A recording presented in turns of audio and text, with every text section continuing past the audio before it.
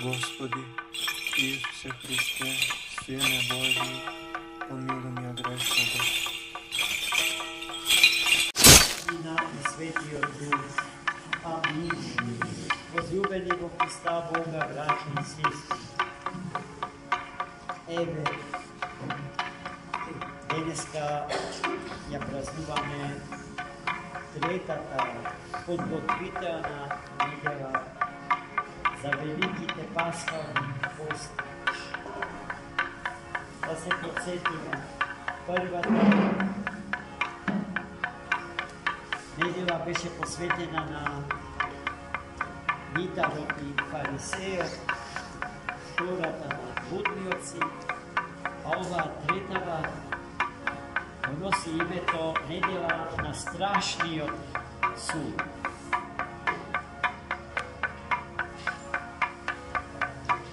Евангелското читиво што денеска го читавме дава целосно објаснување за името, за таквото име на третата подготвителна седмица.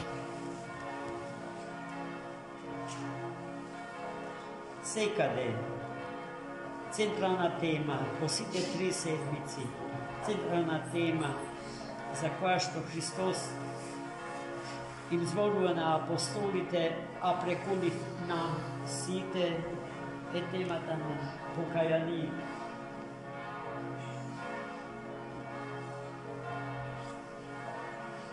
И во денешнава седмица таа тема не одминува, но како и секогаш е изречена на еден сосема подруг и посебен начин.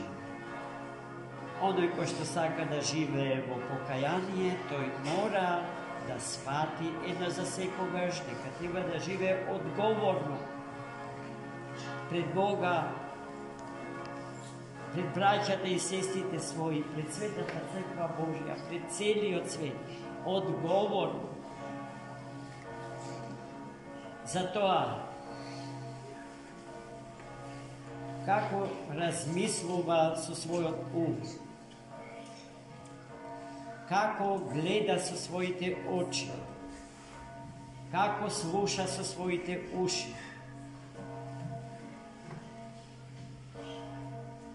како чувствува и какви се чувства допушта да извираат од срцето негово.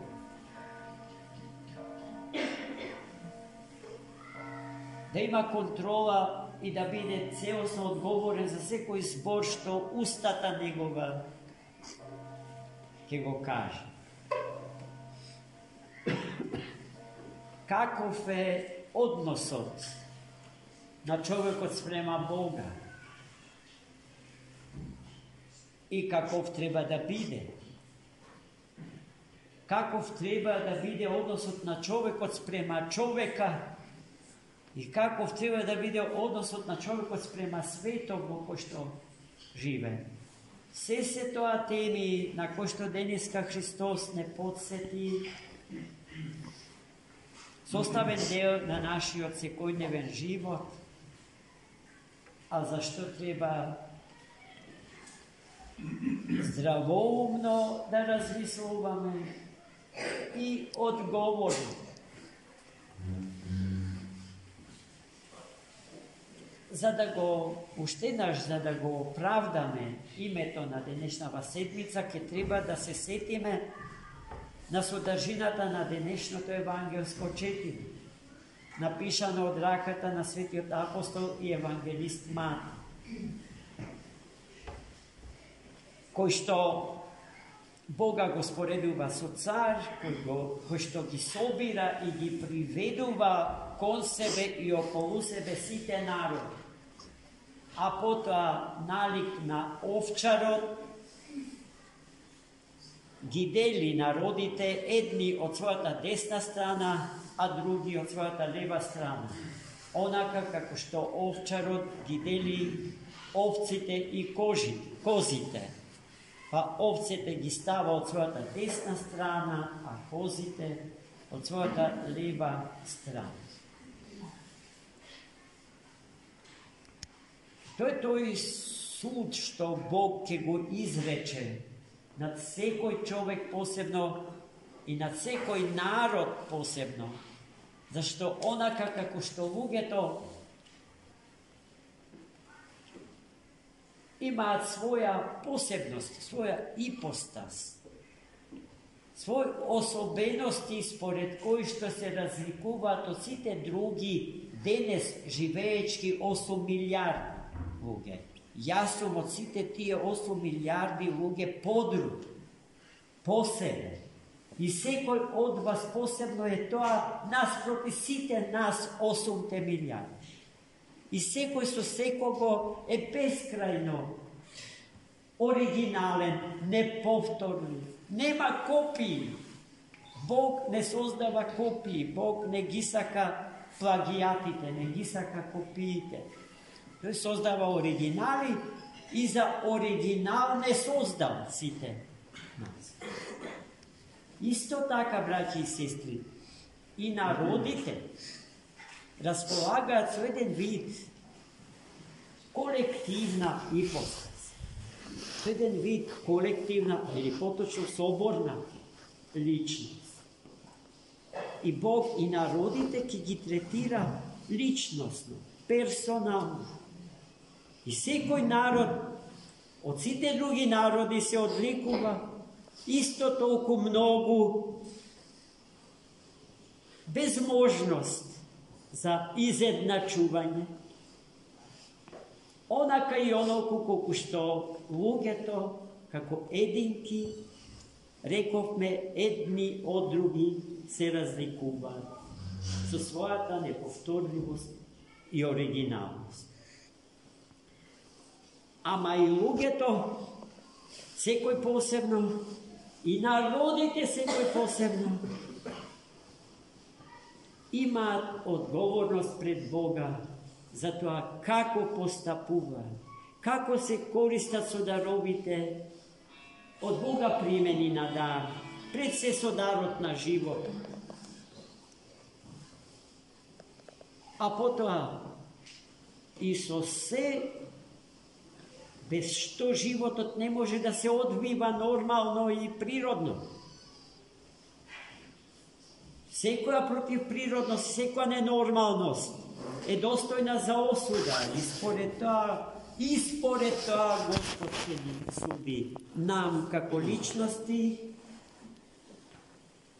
и на народите како колективни личности. Сето ова што сега го кажу, можете да го побрзите со се она што на светот денеска му се случува. Со сите можни кризи и војни што го потресуваат светот. Зошто го потресуваат? Еве го одговорот. Зошто? Сега го давам. И потоа царот, како што се изразува самиот Христос во приказната што им ја раскажува на своите ученици, ќе им се обрати на народите и луѓето од неговата десна страна и ќе ги повика: евате благословени да влезете во царството на троедниот Бог од пред сите векови подготвувано за вас. И тие ќе се изненадат од тој повик.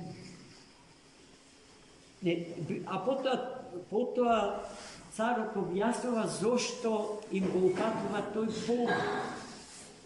Затоа што кога бев гладен, ме нахранивте, кога бев жеден, ме напоивте, кога бев странец, ме примивте, кога бев гол, ме облековте, кога бев болен, ме посетивте.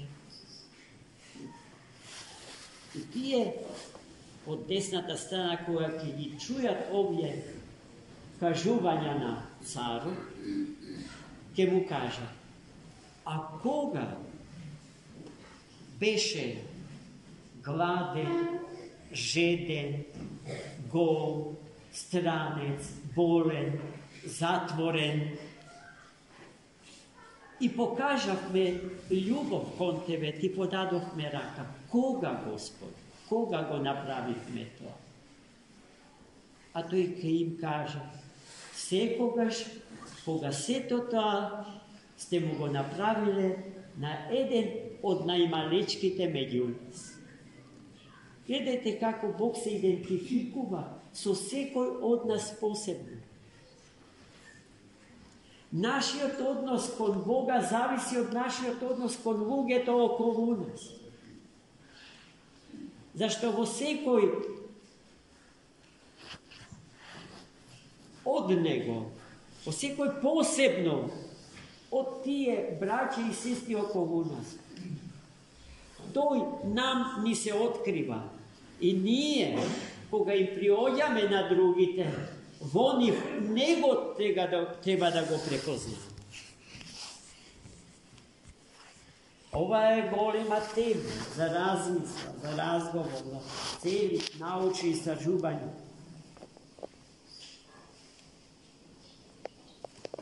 И напишани книги, кои што се веќе напишани и допарва треба да се напишат на ова тема.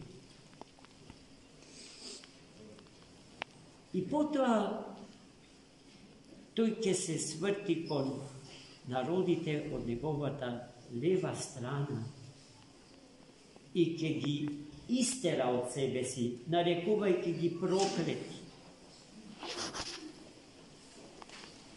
Затоа што кога бев гладен, кога бев жеден, кога бев необлечен, кога бев странец, кога бев во затвор и кога бев болен, не покажавте љубов кон мене, никаква грижа, никаква одговорност кон мене. И од нив ќе го добие истото прашање, а кога те видовме таков, за да ти подадеме рака. Христос ќе им каже, секогаш, кога сето тоа не сте му го направили на еден од најмалечките меѓу нас. Браќи и сестри, гледате колку треба да внимаваме, како се однесуваме едни со други. Нашиот збор, нашиот поглед, нашето уво, нашиот нос, нашиот јазик, умот наш, срцето наше, рацете и нозете наши имаат функција на христоцентрично дејствување. Сите тие гносеолошки инструменти со кои што располага природата на човекот, природно тежнеат кон Христа. И ние Христа не треба да го бараме на Марс, или не знам каде, преку 7 гори, 7 планини и 7 мориња. Туку најпрво во себе, со умот во срцето, а потоа во другиот, во братот наш, во сестрата наша. Во него да го побараме и во него ќе го најдеме. Особено тогаш, кога тој, другиот, со кого што треба да се идентификува, онака како што Христос се идентификува со секој од нас посебно. Тогаш ќе замирисам на христијани, затоа што ќе замирисам на човек, браќи и сестри. Еве ова недела зошто е толку значи.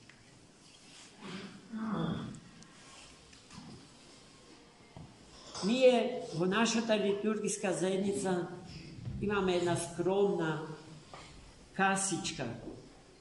Таа каса е наменета за други. А рековме дека тој е самиот Христос, за Христос. Кога ќе ги пронајдеме неговите 5 рани на телото и душата од нашиот ближен, да ставиме мелем, лек духовен.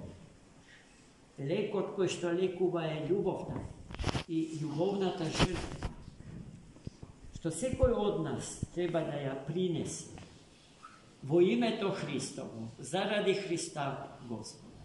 Зашто само делата што ги правиме од љубов и заради Христа Господа остануваат вечно запаметени во умот Божи и според нив, доколку ги имаме, ќе се најдеме од десната страна на Христа и доколку ги немаме, од левата негова страна. Овие од десната ќе станат граѓани на вечниот и небесен град Ерусалим и нивните животи ќе бидат несмртни и вечни. А овие другите од левата страна Христова, кои што се определиле за својот болен, патолошки егоцентризам, себељубие, поради што се спремни стотици илјади човечки животи да ги стават под нож, за себе си да си угоден, на своето его, тие вечно ќе страдаат во пеколот, за кој што веднаш треба да кажеме дека не е некој гулаг или некој голи оток, во кој што некој географски простор во кој што Господ ќе ги напика сите тие неумни, непослушни. Туку духовна состојба на духот човечки. И таа состојба е таа што пече, што гори. Се она што средновековните ренесансни сликари го представиле ликовно и сосема погрешно, се разбира, е нешто што се случува со животот на тие луѓе. Налик на црвецот што гризе, налик на огнот што пече и така натака. Господ не е тука за да не преплаши, така преплаши и да не втера во неговиот тор наречен црква. Во црквата сите доаѓаме слободно и со љубов. Слободни од сите робства. Овде, сега и овде сте вие најслободни, браќа. Никој со ништо не ве услободи. Тако можеш и овде да ве приведе во овој број. И вие, вакви какви што сте, ако не чистата ваша љубов и чувството на одговорност пред Бога, за човекот и за светот. Амин. За многу Господи Исусе Христе, Сине Божи, помилуй меня грешного.